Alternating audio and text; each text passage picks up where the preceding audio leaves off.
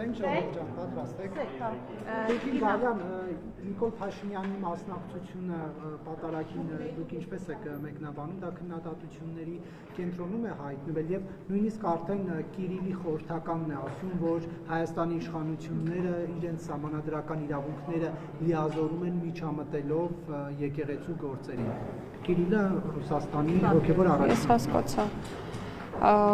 Նախ հարցադրումը կատարելիս պետք է առանձնացնենք հետևյալ հանգամանքները, ով ինչ գործողություններ է կատարում, ով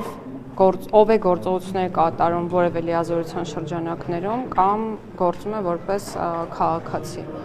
Իրականում եկեղեցու գործերին որևէ մեկը չի միջամտում եւ երկրորդ կողմը մեդալի այն է, որ եկեղեցին ունենալով մեծ դեր մեր քաղաքացիների կյանքում իրականում տալիս է հնարավորություն քաղաքացիներին ոչ թե միջամտելու, այլ որոշելու, թե ինչ կերպ վարվեն կոնկրետ իրավիճակում։ Հիմա ես ինչպես կարող եմ մեկնաբանել այն ինչ տեղի է ունենում։ Մեկնաբանեցի այնպես ինչպես կարող եմ։ Կիրիլի խորհրդականի այս հայտարարությունը դուք միջամտություն համարում եք Հայաստանի գործերին։ Ես չեմ կարող մեկնաբանել արտասահմանյան գործիչների արարքները։ Տիկին նախարար, արդյոք Նիկոլ Փաշինյանը չի վերազանցել լիազորությունները եւ արդեն շատ Ինչով, որ պաշտոնեական լիազորության վերազես նոր դրա մասին էի խոսում, որ պաշտոնեական լիազորության։ Շատ իրավաբաններ են կարծում, որ Նիկոլ Փաշինյանը իշխանությունը սահմանադրության կարգն է տապալել խառնվելով եկեղեցու գործին։ Երբ որ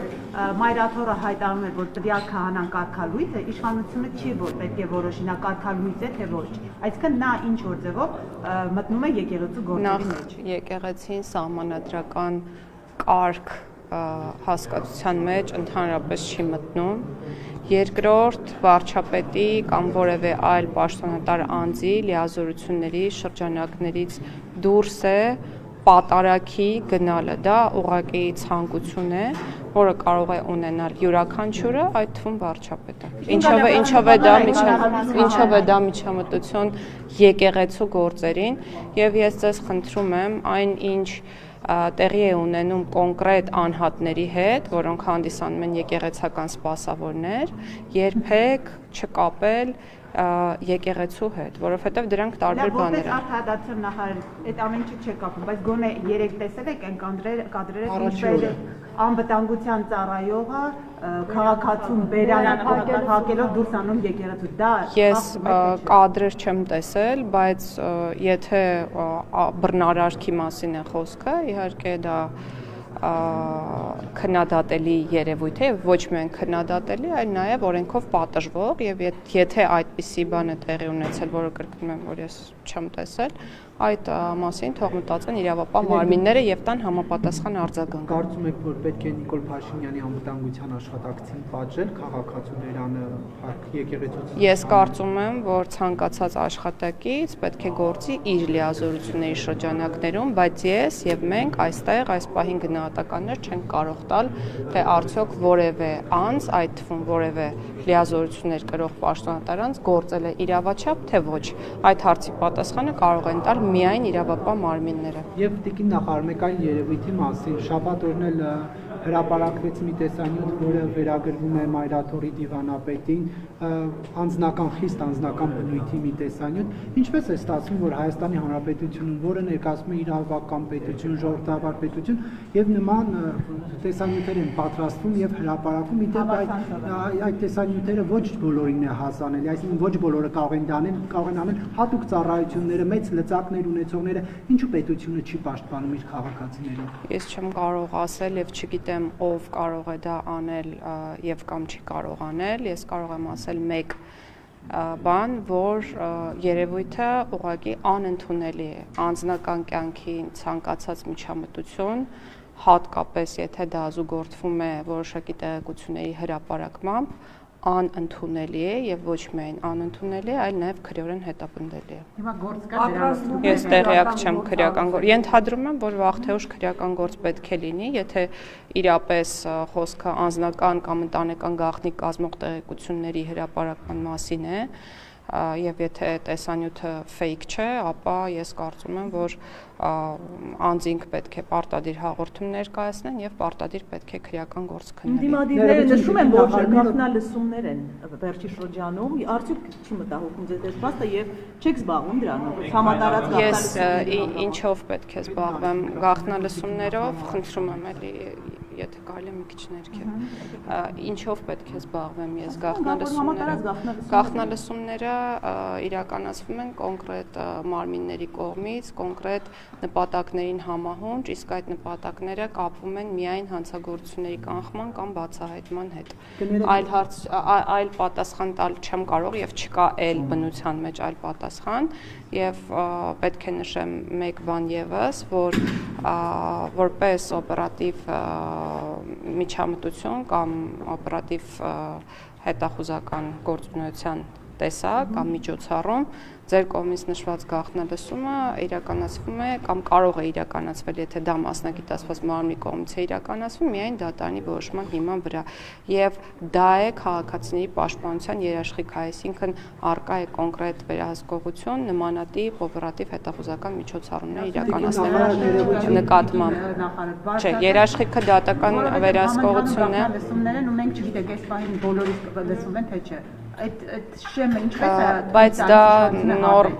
իշխանությունը իրավունք չունի եւ չի կարող թույլ տալ կամ չտալ հատել որևէ շեմ, եթե խոսքը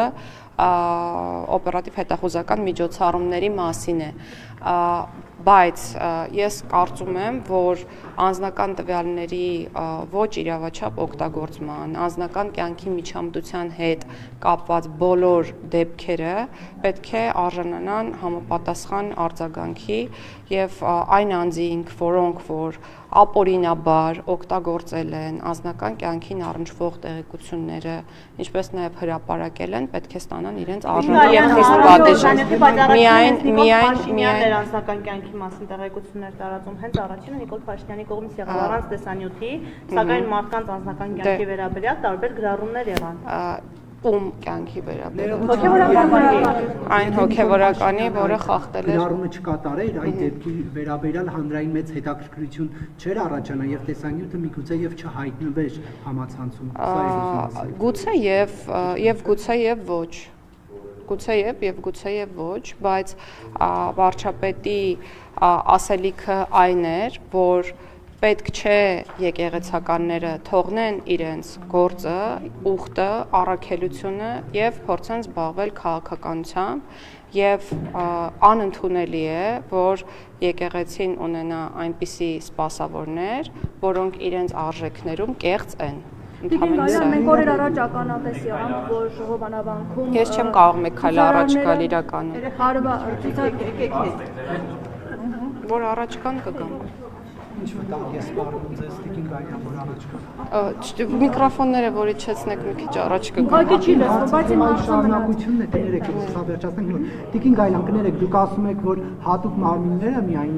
գաղտնալսելու իրավունքի ունեն եւ դա ինչ որ գործառույթների շրջանակներում են։ Կներեք, բայց մենք տեսնում ենք, որ այդ գաղտնալսումները հրապարակվում են իշխանական կամ իշխանամերձ հարթակներում եւ արդեն ակնհայտ է, որ դա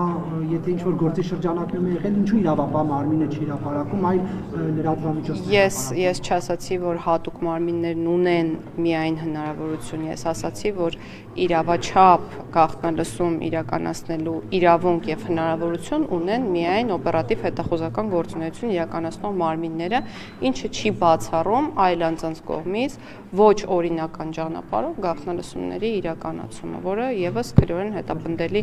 արարք է։ Օրեր առաջ մենք ականատես եղանք, որ Հովանավանքում ցուցարարները կամ ներկաները հարվածում էին լրագրողներին, սեռական բնույթի հայհոյանքներ հնչեցնում, փոչընդոտում, որպեսզի աշխատանքի լրագրողական մասնագիտական գործունեություն ծավալի։ Այս ամեն ինչի դուք ինչ գնահատական կտաք, միջեմա քրեական գործ հարուցված չի եւ նաեւ նկատել էր, որ ոստիկանությունը դիտորդի դերում էր եւ չէր փորձում կանխարգելել գործողությունները։ Ցանկացած գործողության որը իրավաչափ չէ, ես վատ եմ վերաբերում։ Դա է իմ Քրեական գնահատականը։ գործ որ հարուցված չէ այս մասով։ Ես չգիտեմ քրեական գործ հարուցված է թե ոչ, եթե կան համապատասխան հատկանիշներ, վստահ եմ, որ քրեական գործ կհարուցվի։ Եթե այս Գնահատական չեք տալիս։ Ես արդեն տվեցի իմ գնահատականը, ասացի, որ ցանկացած բռնարարքին, լիազորությունների ցանկացած վերազանցմանը ես վատ եմ վերաբերվում, եւ դա իմ գնահատականն է։ Տիկին նախարար սահմանադրական փոփոխությունների հետ կապված ինչ նորություն կա քաղաքում։ Նորությունն այն է, որ Սահմանադրական խորհրդի նիստերը հաճախակի են հրավիրվում եւ վերջին նիստի ընթացքում մի քանի հարց դրվել է քվեարկության եւ Սահմանադրական խորհուրդը որոշել է որոշակի ձևակերպումների հետ կապված հարցերը, թե ինչպիսին դրանք պետք է լինեն սահմանադրության տեքստում։ Մենք առաջիկա 2 շաբաթների ընթացքում արդեն կսկսենք իրազեկման արշավը եւ բոլոր այն դրույթները, որոնց վերաբերյալ այլևս կա խորհրդի քվեարկությունը, մենք կներկայացնենք հանրությանը։ Իսկ հասել եք արդեն բանին հռչակագրին։ Նախաբանը եւ առաջին գլուխը դեռևս չեն քննարկվել,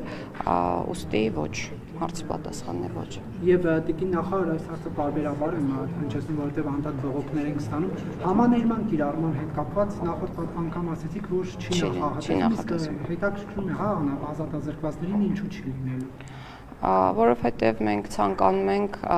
անհատական մոտեցում ցուցաբերել ազատությունից զրկված անձանց նկատմամբ եւ ոչ թե համընդհանուր կերպով լուծել մարդկանց այսպես ասած խնդիրը, որոնք կատարել են իրավախախտում, որի պատճառով գտնվում են անազատության մեջ, այլ անհատական կերպով փորձել գնահատել իրենց վարքը, օբյեկտիվորեն գնահատել իրենց վարքը, որպեսզի նրանք կարողանան հավակնել պատժից պայմանական վաղակետ ազատվելուն եւ մենք փորձում ենք զարգացնել այդ գործիքակազմը։ Բայց 18 թվականից այս կողմը կարծեք թե չի եղել, որ վաղաժամկետ ազատեն, խոսքը ոչ շատ է եղել, ոչ միայն սմաների դեպքում, ես ուղղակի թվական տվյալներ հիմա չունեմ, բայց մենք անպայման կհրապարակենք, շատ ունենք դեպքեր, երբ անձինք պատժից պայմանական վաղակետ ազատվում են դատարանի որոշումներով։